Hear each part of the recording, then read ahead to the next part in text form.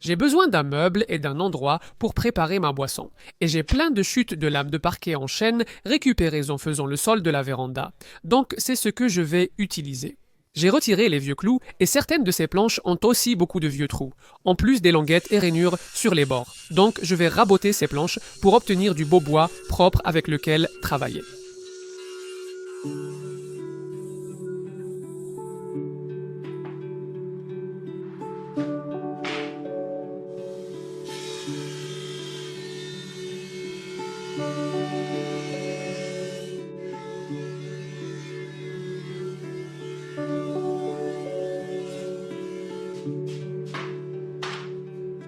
Avec. Avant de coller mes panneaux, je sélectionne les planches et leur ordre pour préserver l'aspect naturel du fil du bois. Une fois décidé, je trace un triangle pour replacer chaque planche après avoir aplani les bords à la dégauchisseuse.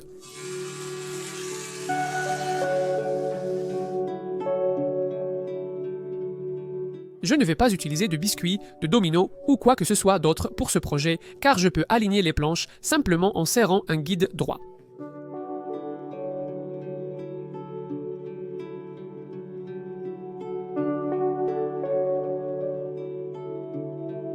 Celle-ci va être mon panneau du bas car elle a quelques nœuds assez vilains, mais pour le dessus, j'ai choisi toutes les pièces les plus propres. Après séchage de la colle, j'ai poncé les faces. Je sais que beaucoup de menuisiers aiment que l'intérieur et l'extérieur de chaque panneau soient parfaits. Je le sais car certains m'ont critiqué pour ne pas avoir peint l'intérieur d'une porte sur un meuble à bois que j'ai fabriqué l'an dernier. Mais même si je voulais que ces panneaux soient beaux à l'intérieur, les rainures sont assez profondes et si je les rabotais, les panneaux seraient trop fins. Je ne suis pas pointilleux sur ce genre de choses, j'aime voir l'histoire et le caractère des matériaux. Historiquement, les meubles haut de gamme fabriqués par des artisans comme Chippendale comportaient souvent des parties rugueuses, non finies ou en bois de moindre qualité dans les zones invisibles. C'est positif selon moi. Pourquoi gaspiller pour quelque chose qui ne sera pas exposé?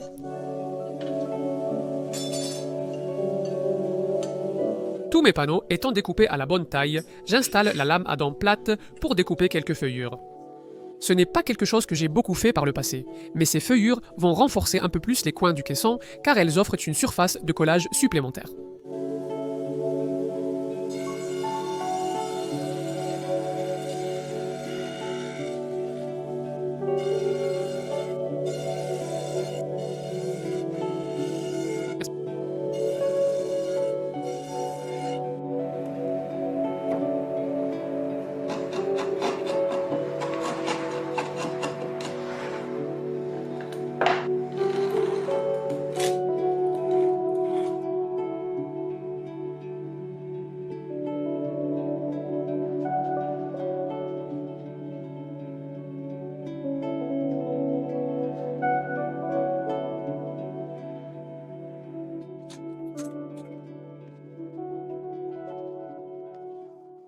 Cette pièce servira pour la porte et la façade du tiroir. J'ai essayé d'obtenir un effet de fil du bois assorti, ce n'est pas un book match car il n'a pas été refondu. Ces deux morceaux proviennent de la même planche, tout comme ceci. Il y a une belle bande d'aubier au centre, avec des zones plus foncées sur les côtés qui seront peut-être coupées, mais je pense que ce sera joli. Maintenant, il faut positionner ce panneau avant exactement où je le veux, puis je pourrai tracer autour pour savoir où faire les découpes afin d'obtenir un ajustement parfait. Et comme ce panneau va servir à la fois de façade de tiroir et de porte d'armoire, je peux aussi marquer l'endroit où faire cette découpe. Je sais déjà ce que je prévois de ranger dans l'armoire en bas, donc ça m'a aidé à déterminer la profondeur que je pouvais donner au tiroir du haut. Bon, il va me falloir des charnières et je pense peut-être à utiliser ces jolies charnières en laiton. J'espère qu'elles sont en laiton massif, elles doivent être nettoyées. J'ai d'abord essayé la laine d'acier, mais la vieille peinture résistait. J'ai alors utilisé du papier abrasif grain 240, puis à nouveau la laine d'acier pour polir. Elles étaient en laiton massif et superbes.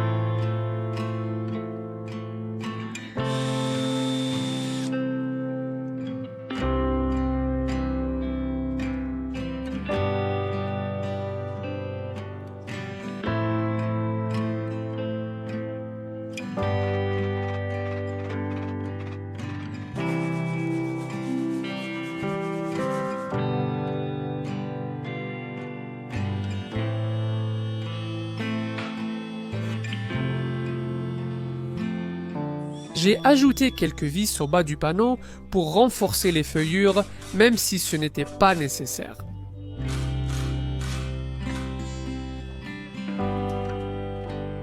Je vais installer un loquet à billes en laiton pour garder la porte fermée. Après avoir inséré la plaque de gâche dans le loquet, j'ajoute du marqueur et referme la porte pour repérer où fixer la plaque à l'arrière. Ces loquets sont réglables. Je peux donc adapter la tension comme je veux.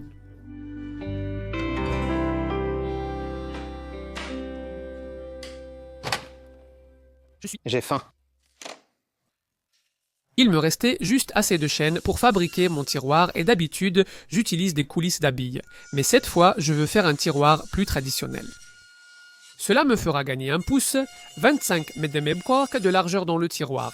Il sera assemblé avec des feuillures et, tant que la lame à rainurer est installée, je l'utiliserai pour faire une rainure sur 3 panneaux afin d'accueillir le fond. Avec le guide de la scie sur table en place, je change la lame pour découper le 4e panneau du tiroir, l'arrière, afin d'y insérer le fond.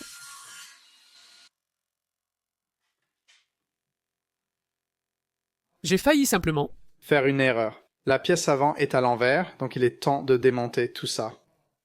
Après avoir remonté le tiroir, j'ai une plaque médium densité fibre de 6 mm pour le fond. C'était un peu serré dans le tiroir, alors j'ai passé un rabot à main sur les bords, puis il est rentré parfaitement. Il est fixé avec une vis à l'arrière pour que je puisse le remplacer à l'avenir si besoin. Avant d'installer le tiroir, je vais arrondir certains bords sur la caisse et les façades. Je vais aussi installer quelques poignées.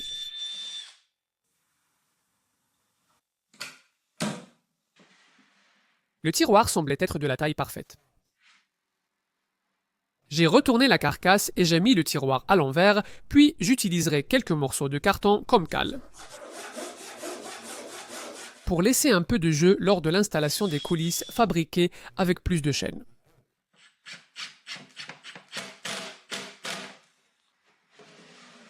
Les cales servent aussi à poser la façade du tiroir.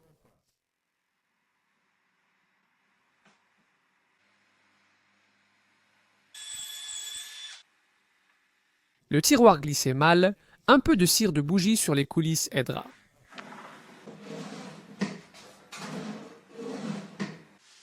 Je vais ajouter un panneau arrière à la caisse pour renforcer la rigidité, mais je vais laisser un espace entre celui-ci et le tiroir, car je vais devoir faire passer des câbles à l'intérieur du meuble plus tard. Et plutôt que de percer des trous pour cela me semblait être une solution plus propre.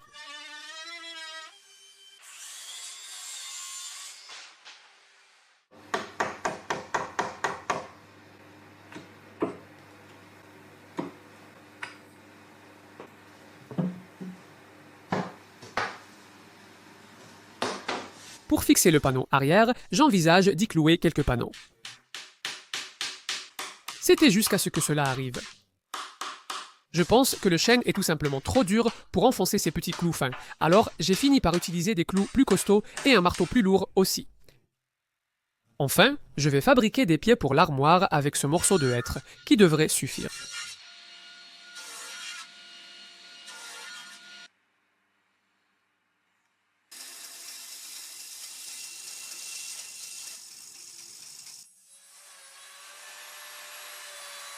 J'ai utilisé de l'encre de Chine pour les teindre en noir. J'ai utilisé un peu d'époxy pour les coller, car j'ai lu que l'époxy est préférable à la colle à bois pour assembler du bois de bout sur bois de fil.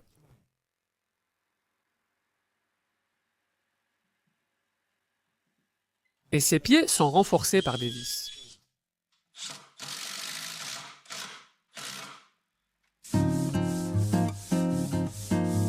Après un dernier ponçage manuel, j'ai appliqué une huile cire dure.